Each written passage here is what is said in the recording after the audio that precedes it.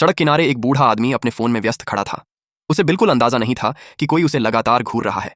एक आदमी धीरे धीरे उसकी तरफ बढ़ा और जानबूझकर उससे टकरा गया। टक्कर लगते ही बूढ़ा आदमी जमीन पर गिर पड़ा। तभी वह आदमी तुरंत उसे उठाने के लिए झुका, लेकिन उसी पल उसने बड़ी सफाई से बूढ़े का बटुआ चुरा लिया।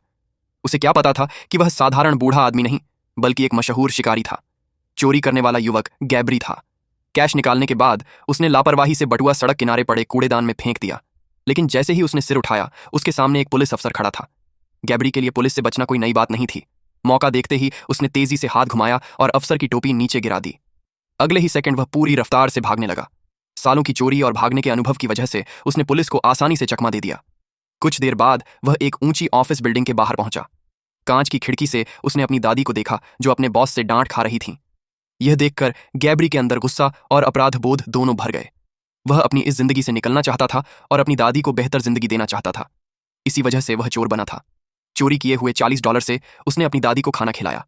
लेकिन तभी उसने जेब में हाथ डाला और चौंक गया। उसका लकी कॉइन गायब था। उसकी जगह एक रहस्यमयी कार्ड रखा था। कार्ड के सामने चेतावनी लिखी थी और पीछे एक समय और पता दर्ज था। गैब्री ने तुरंत आसपास मौजूद लोगों को ध्यान से देखा, लेकिन सब सामान्य लग रहा था। स्पष्ट था कि कोई उसे काफी समय से देख रहा था। लेकिन सवाल यह था, क्यों? कार्ड पर लिखे पते और समय के अनुसार वह एक सुनसान और वीरान जगह पर पहुंचा। वहां पहले से 2 भाई मौजूद थे। हैरानी की बात यह थी कि उन्हें भी बिल्कुल ऐसा ही कार्ड मिला था, लेकिन उनके अलावा वहां कोई नहीं था।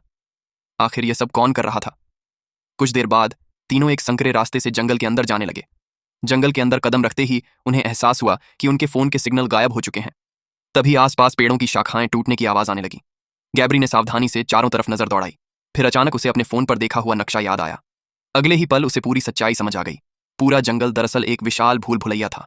ये जंगल नहीं, एक टेस्ट था। गैब्री तुरंत बोला, मुझे पता है, मेरे पीछे आओ।